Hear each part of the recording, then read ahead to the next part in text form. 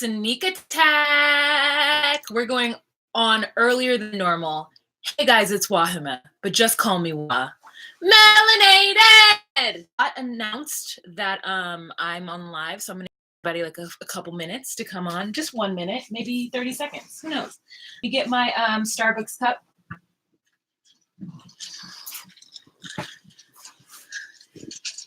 $11 people in this room, 4 likes. Thank you guys so much. Lynn J coming in to do the Lord's work. Cindy Sue, welcome. All right, you guys. So I'm back with 140, morning tea number 140. I can't believe I've been doing morning tea for this long. I mean, it's not every week, but you know.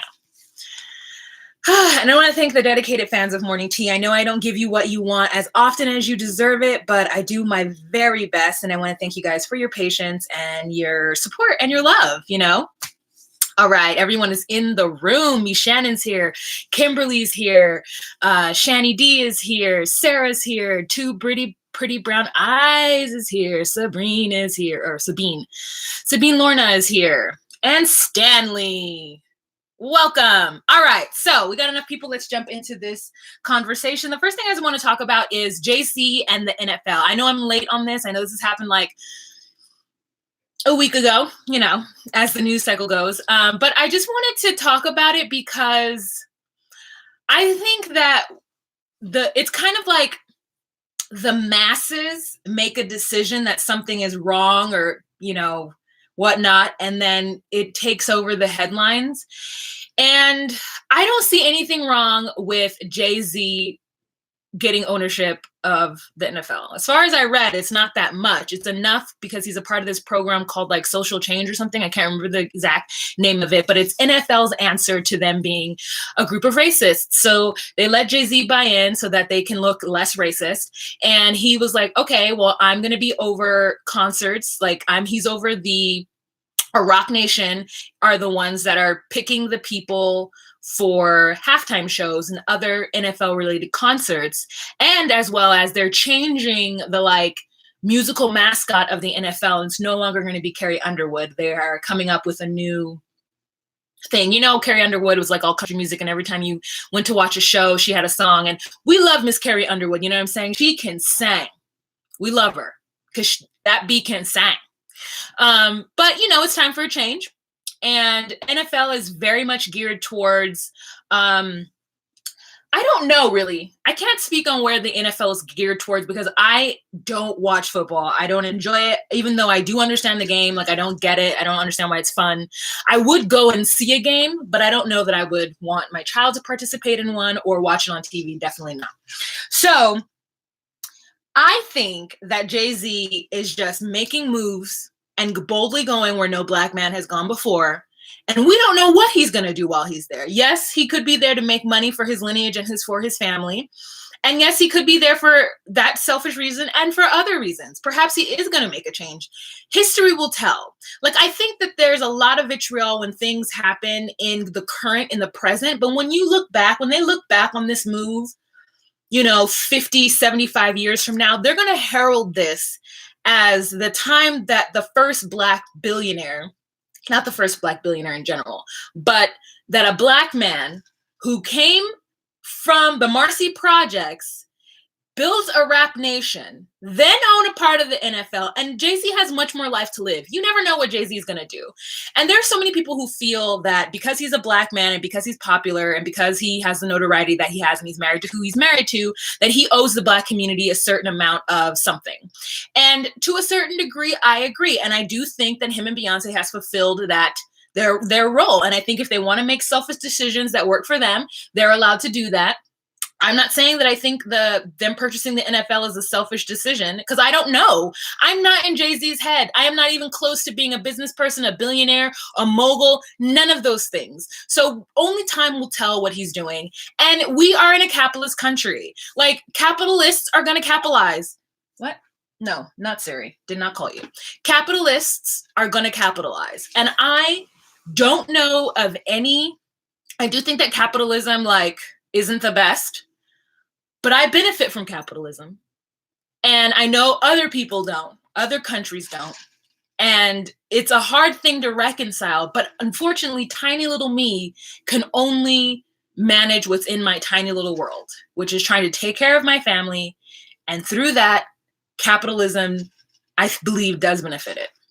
I think the fact that people are allowed to be entrepreneurs and start their own business is a part of capitalism. Not to say you couldn't do that in a socialist country or another type of governmental country, but you certainly couldn't do it under a communist one and all the other ones that are in between.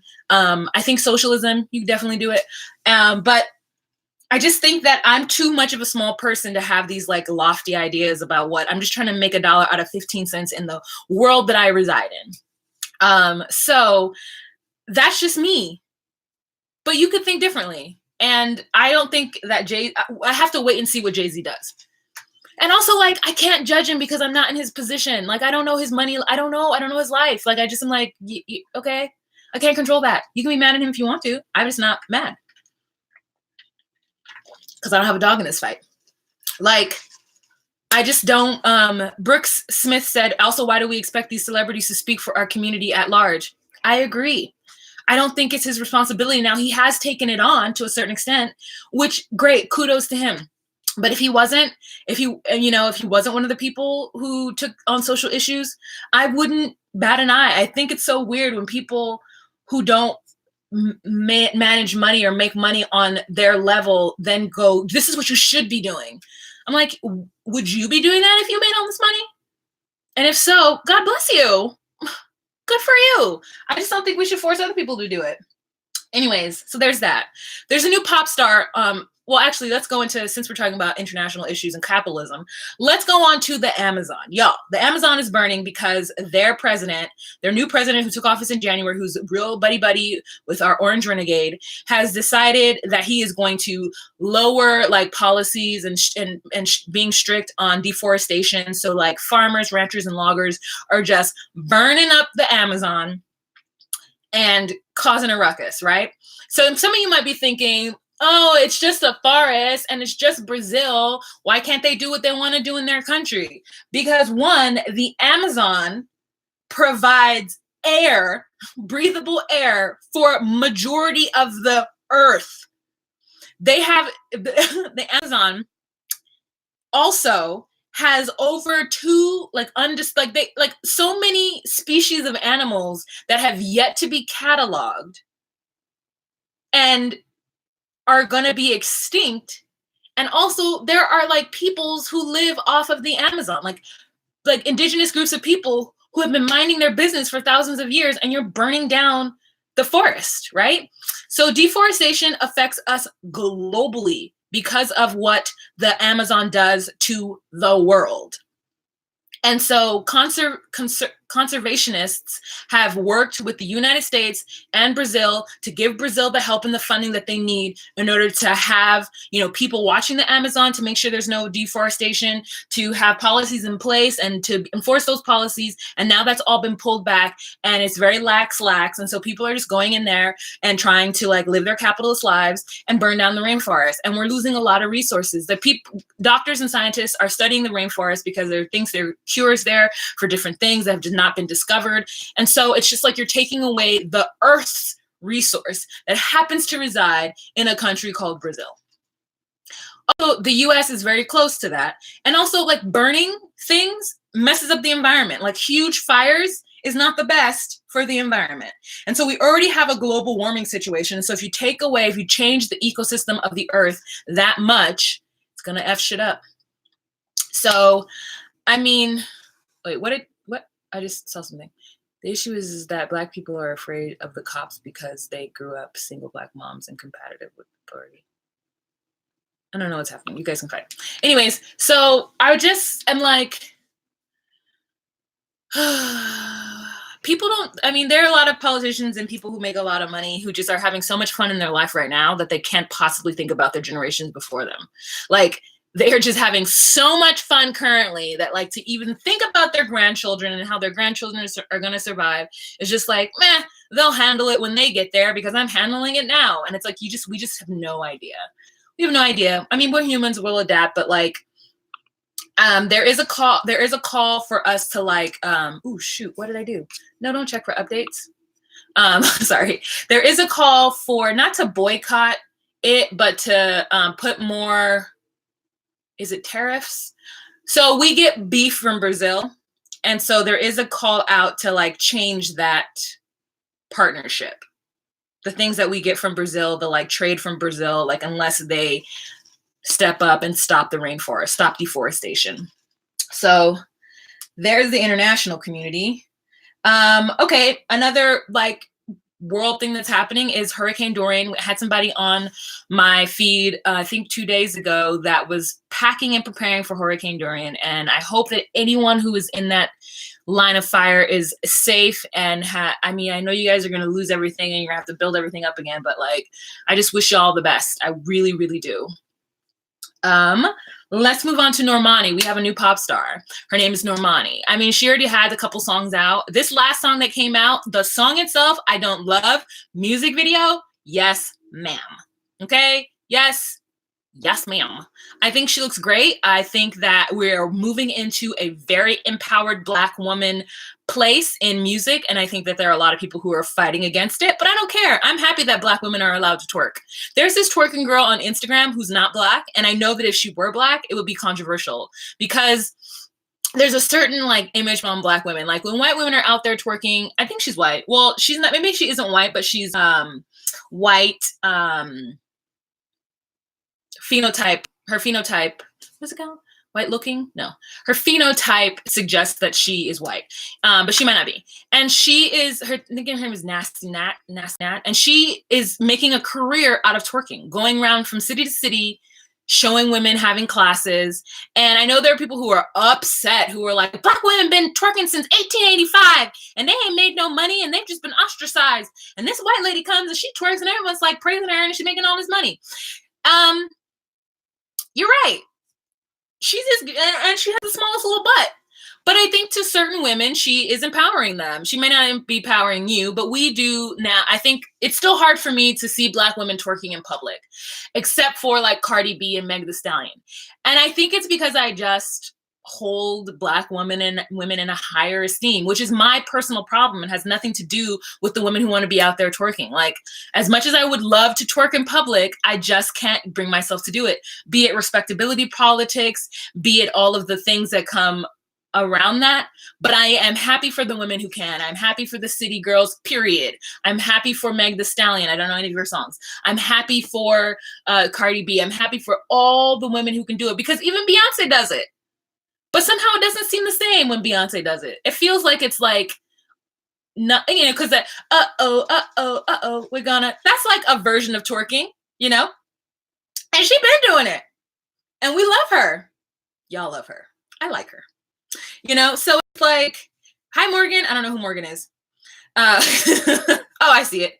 Hey, Morgan and Chatters. Hey. So what about the xenophobic attacks in South Africa? Me Shanning, give me a Seki Wex. All right. So I think I just wanted to talk about, you know, what was I even talking about? Normani. And say I'm happy for her. She looks like she's a real dancer. She looks like, my connection is unstable. Please wait while we read. Oh, I got high whispering falsetto singers out there, you know? It worked for J-Lo. I mean, she's better than J-Lo, let's be real. But we love J-Lo. I love J-Lo. It's the best for Normani. I hope her songs get better so that I can... Fifth Harmony. She's a part of Fifth Harmony. So this is not like it's her first time around the bend. Okay, so Kanye threw a party or like a benefit for the Ohio Daytona shooting. And I guess, you know, people showed up and it was... he had Sunday service or something and he played songs and people had a good time and it looked like he was chill and he was like doing his musical thing, and I hope he raised a lot of money and donated, and it's great. There was a benefit in El Paso as well, going to these areas and showing them love after this horrendous thing. So I hope that the people in the community get those proceeds and are able to add some value to their lives. And you know, I know that it sucks right now, not value, like they didn't have value before, but add some positivity to their life. VMAs, I heard they were good. House and my phone Wi-Fi is off. I'm upset. Dayton, not Daytona. I'm sorry, Dayton. Thank you, Nicole. Or Nicole. I'm sorry, I called you Nicole because of 90 Day Fiance, and I apologize. Nicole, I'm sorry. I saw it, and I said Nicole, and I shouldn't have. Okay. I heard they were good. The thing that I found interesting is I'm not a Taylor Swift fan. In fact, for the most part, I wouldn't say I don't like her, But like, not really. She's not for me. Her music is not made for me. She's not somebody that I look at and I'm just like, oh my God, Taylor. Like, she's not my diva. But someone that I like who is Todrick Hall really loves Taylor. You guys, if I keep going in and out, I apologize. It keeps telling me that my connection is not stable. But she recently did this song where she's basically talking pop stars against each other. And I could not. And first of all, every single drag queen that was on that stage slayed. Okay. Not the stage of the VMAs, which I'm sure they did, but on where she's talking about they all make us want to fight for the crown, but we're all queens.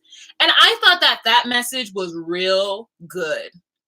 I was like, okay, T Swift, let me try to listen to a song or two, to try to like understand you, because I now see that you are all about bringing everybody together. Now,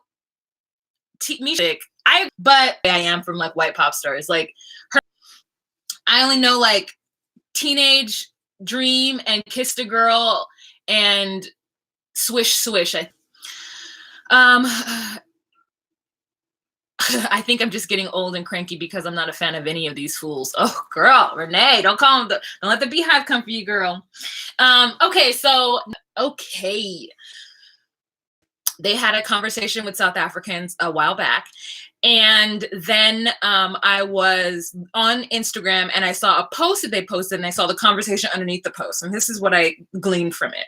There is a faction of not native or indigenous, but like, let's use the US as an example. Okay.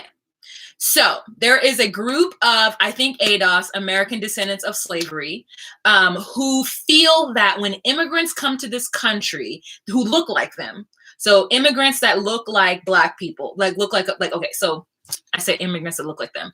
So when people of the African diaspora travel and immigrate to the US, African Americans, there's a faction of African Americans who are descendant of American slavery, who feel like, one, when they get here, the immigrants, the Black immigrants, that they are, one, disrespectful to the culture that is here and that has been created and that has been cultivated, and the country that has been built on the backs of their ancestors. They then take those opportunities, don't pay homage, don't give thanks, and then are either taking jobs that are up here or taking jobs at a lower rate that are down here. And it is pushing out the African American, right? That is what's happening. People from Zimbabwe who are coming to Zimbabwe, and people who are immigrating from other African nations and other countries, because they're not just from Africa, they're from India as well, that they are coming to South Africa and they are taking work at a lower rate than fight for equality and taking work. It's the same thing that I think Blacks and whites in America feel about the Mexican population or the Hispanic Latino community that comes into the US. And instead of blaming the system that creates it to where the business owners will pay under the table or pay somebody less, these group of, not indigenous, but these group of people who are there originally or for a long time, feel that somehow connection is unstable.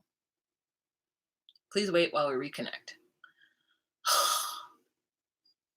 They feel that somehow the immigrant who is fleeing instability, fleeing persecution, looking for a better life, deciding to come to a whole other country where they have to learn either another language or another culture, somehow that those people under duress should think about the people who are already there and then not accept lower wages.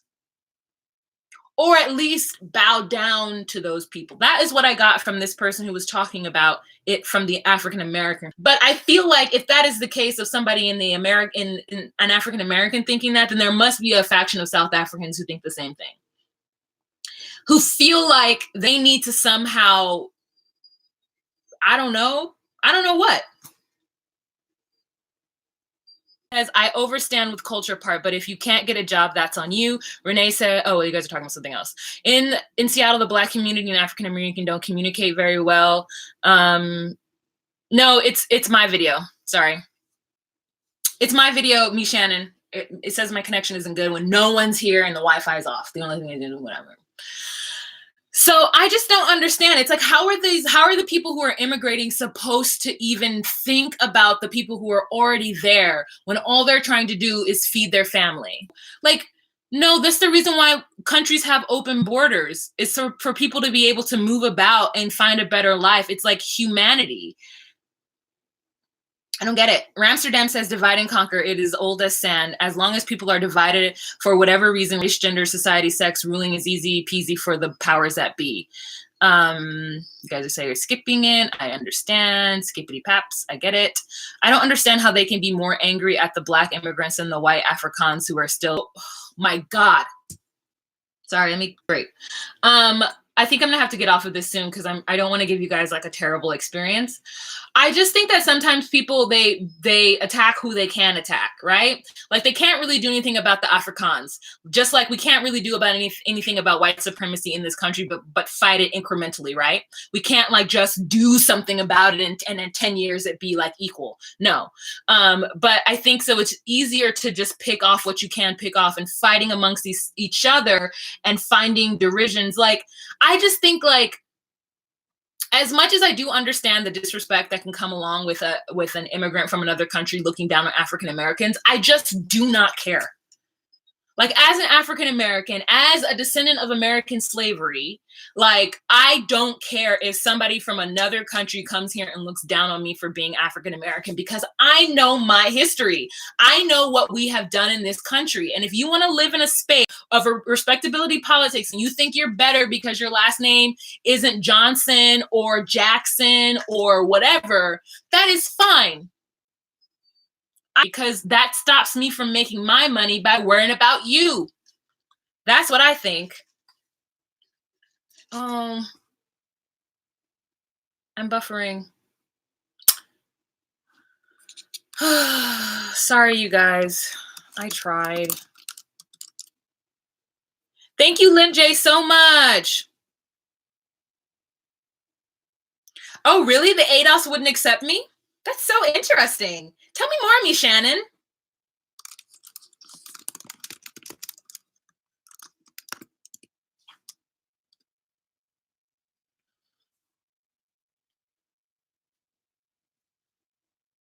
Oh, Brooke and Shannon, tell me more. Tell me more.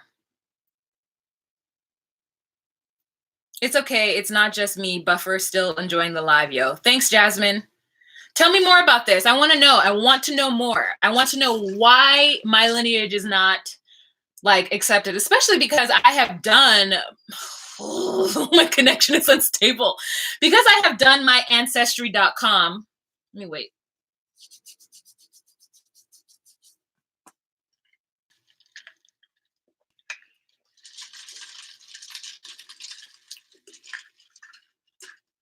Okay, are we back? Anyways, because I've done my ancestry.com and my mother never even told me. Oh, let me just write it. I found out my grandmother died when my mother was 3. My grandmother Audrey died when my mother was 3. Audrey's mother Dinah died when Audrey was 3. Dinah's mother was Mary Roberts, and Mary Roberts was a full-blooded Choctaw Native American Indian. Roberts, he was a slave and he was freed.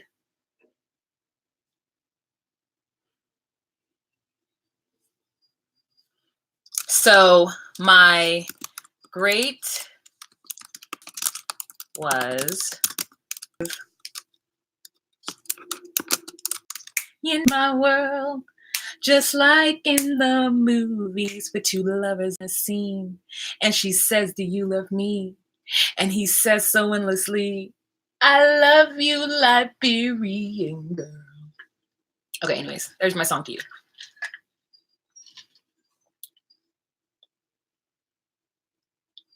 Ooh, what is Zaytuna? Zaytuna says, a slave is considered a lowly person. We descended from that and do not want that in their lineage.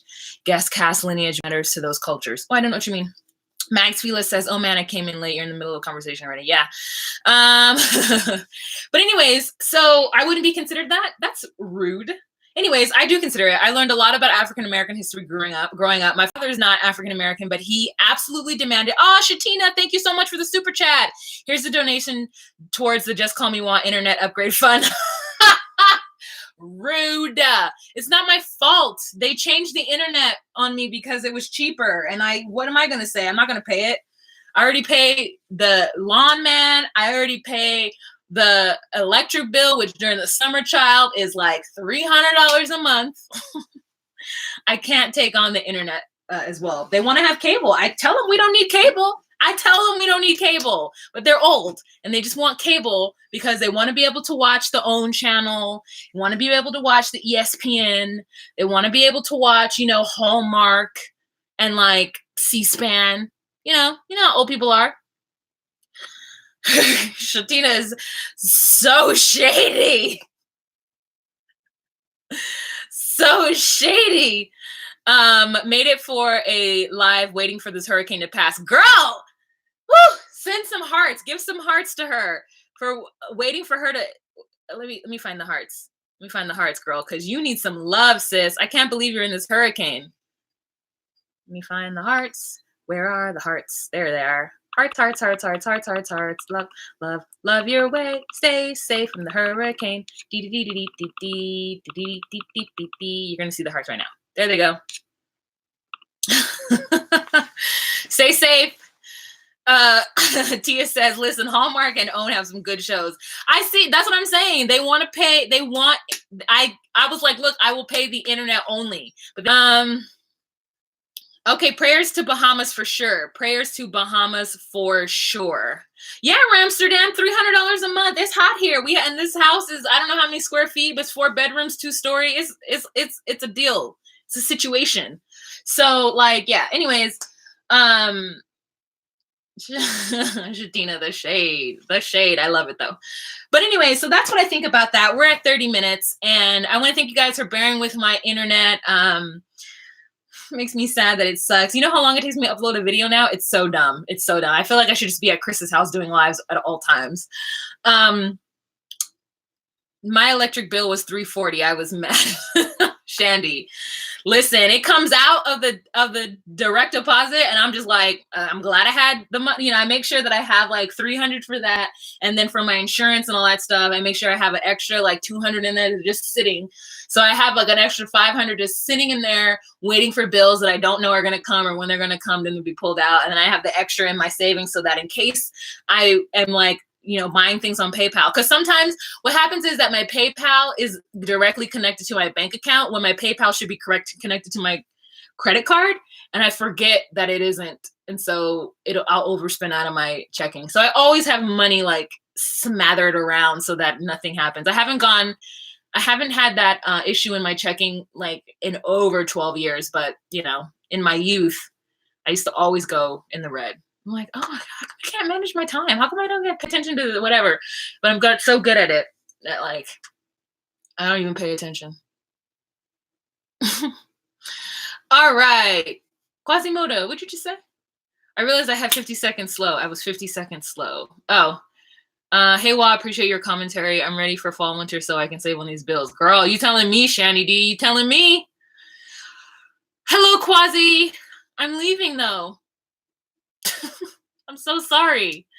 All right, you guys, I want to thank you guys for having this conversation with me. That's interesting to know about the American descendants of slavery. If they want to kick me out of their club, that's fine, but I still know the heritage and the lineage on one side of my family, and I'm super proud of it, and nothing and no one can make me feel any different about it.